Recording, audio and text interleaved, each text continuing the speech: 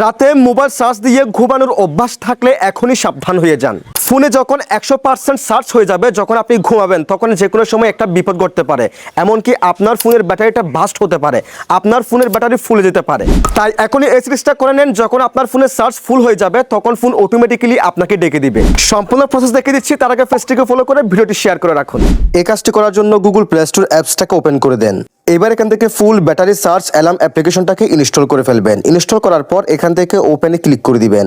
দেন সেটিংসে ক্লিক করেন। Use custom volume এটাকে জাস্ট অন করে দেন। ভাইব্রেশন এটাকে অন করে দিবেন। দেন এটাকে অন করে দেন। এখান থেকে এটাকে 95% রাখবেন। দেন ব্যাকে ক্লিক করেন। এরপর এনেবল অ্যালার্ম এই অপশনে ক্লিক করেন। কন্টিনিউ অপশনে ক্লিক করে দেন।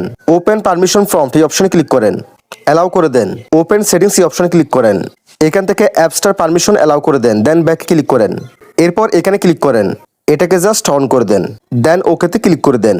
ব্যাস, আপনার ফোনটাকে আপনি যখন চার্জে দিয়ে ঘুমিয়ে যাবেন, 95% হলে আপনার ফোনে অটোমেটিক্যালি অ্যালার্ম ভাসবে। সেক্ষেত্রে আপনি বুঝতে পারবেন আপনার ফোনের চার্জ 95% হয়ে গেছে। That's it.